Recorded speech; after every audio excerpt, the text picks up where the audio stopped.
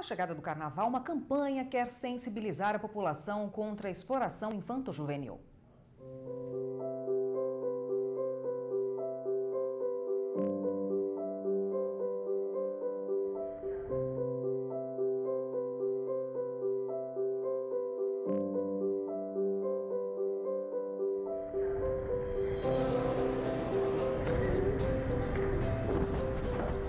Olá, bom dia. Oi, tudo bem? Um quarto duplo, por favor. Quantas pessoas? Eu e meu sobrinho. Você é dele? Sou. Você tem os documentos dele? O quê? Não tenho o documento dele. Ele veio comigo, mas eu esqueci em casa. Tem a documentação da criança e do menor, a gente não pode autorizar a entrar.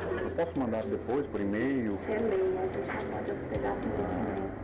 Com o lema Proteger, Respeitar e Garantir, todos juntos pelos direitos das crianças e dos adolescentes, a campanha do Ministério do Turismo e dos Direitos Humanos pretende conscientizar jovens e adultos sobre a importância de se combater e denunciar qualquer caso de abuso ou de exploração infanto-juvenil. A meta é reduzir essas ocorrências em todo o país. Em 2016 foram 77.290 denúncias, 3% a menos em relação a 2015. Mesmo assim, uma média de 212 casos por dia. Só o período do carnaval foi responsável por 17,4% de todas as denúncias de 2016. Além do vídeo compartilhado nas redes sociais, o governo vai distribuir cartilhas nas ruas durante o carnaval. E é sempre bom lembrar que é possível denunciar qualquer caso de exploração de crianças e adolescentes. É pelo Disque 100, 24 horas por dia, de qualquer lugar do Brasil e, se preferir, sem se identificar. Bom, e para falar sobre esse assunto, nós convidamos o advogado Walter Moura, que está aqui no estúdio conosco hoje. Doutor Walter, a gente viu aí a campanha, né, que pretende conscientizar todo mundo para evitar a exploração dessas crianças e adolescentes, que não deve acontecer só nessa época do ano, né, durante todo o ano, mas agora no carnaval as pessoas têm que ficar mais atentas ainda. Qual a importância dessa conscientização, das pessoas saberem os canais de denúncia? Bom, essa campanha, ela materializa uma previsão que está no Estatuto da Criança e do Adolescente no Brasil e também na nossa Constituição Federal. Uma sociedade que se preza deve cuidar e zelar da criança, da sua formação, mantendo a inocência, mantendo a pureza da criança em relação a eventos que possam ser nocivos a esse estado especial que é a infância.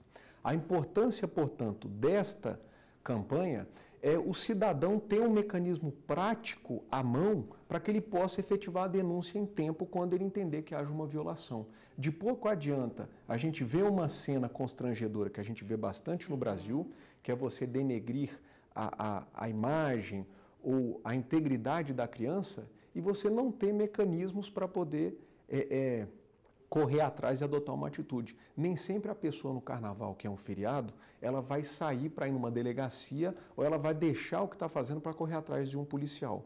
Então esse instrumento, tendo à mão um Disque Denúncia, você já pega o celular e dali mesmo você já faz a denúncia. Esse Disque 100, que a gente ouviu aí o Gabriel falando na reportagem, ele está sendo muito usado e a pessoa ela pode fazer uma denúncia sem ser identificada, porque muitas vezes a pessoa tem medo também, né? Com certeza, ele vai garantir o anonimato da pessoa que está fazendo a declaração.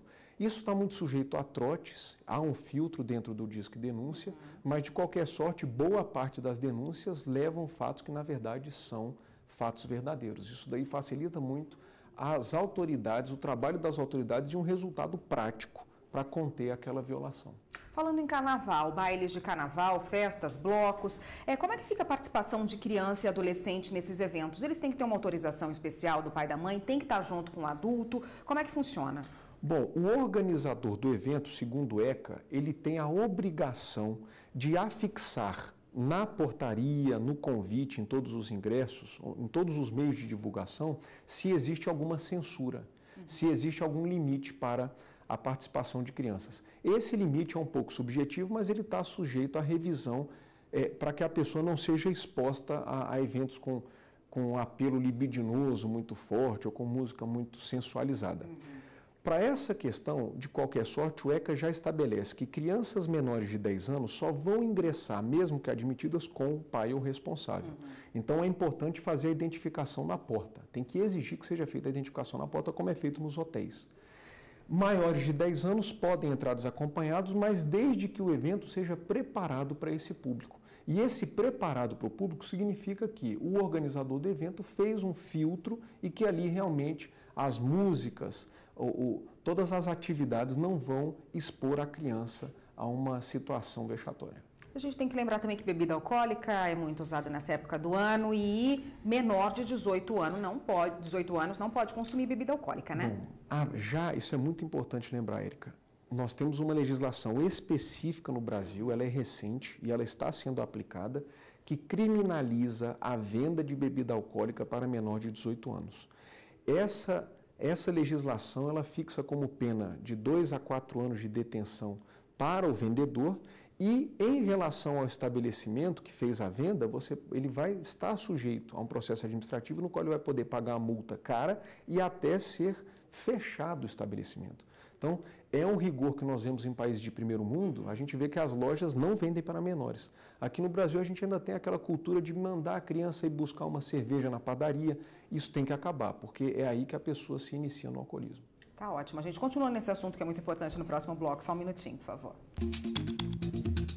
O Jornal da Justiça está de volta e nós voltamos a falar com o advogado Walter Moura, que hoje está conversando com a gente a respeito do carnaval, da lei que envolve aí essa época do ano e também a prevenção, a exploração de crianças e adolescentes. A gente estava falando de bebida, né, nessa época do ano para crianças e adolescentes, e o senhor disse que o estabelecimento que vender para menor e adolescente pode ser penalizado. Pode. Não vale falar que não sabia, tem que pedir a documentação. Bom, nós temos dúvidas pontuais que vão ser vistas caso a caso se o menor aparentar uma idade muito mais avançada, o que é muito raro. Na dúvida, o estabelecimento tem essa obrigação, se alguém assistir a esse evento, pode ligar para uma delegacia especializada, para o juizado de menores ou para buscar um policial militar em ronda. Tem uma legislação especial para bailinhos, matinês, né, que tem muito para criança? Tem que ter alguma segurança especial? Ótimo. Nós temos o Código de Defesa do Consumidor e o Estatuto da Criança e do Adolescente que vão disciplinar esse evento da seguinte forma, fora autorizações locais que vão ser dadas por municípios e pelo Distrito Federal.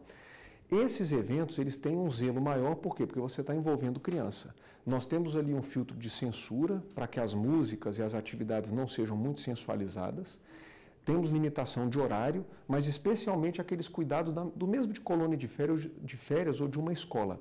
O organizador tem que zelar com muita atenção pelos menores. O menor não é autônomo, ele tem que ser assistido para não sofrer acidentes, para não se colocar em situações de risco.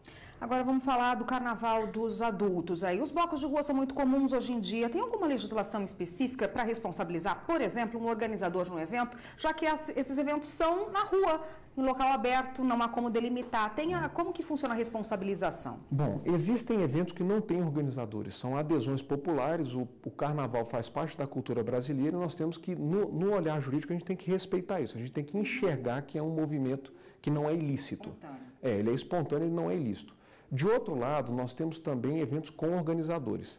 A legislação do município, via de regra, vai emitir autorização por conta da prefeitura ou de outras autoridades, como o Corpo de Bombeiro, para disciplinar os detalhes de horário, segurança, presença de uma enfermaria ou do Corpo de Bombeiros, e toda esse evento vai ter que disciplinar qual a responsabilidade desse organizador.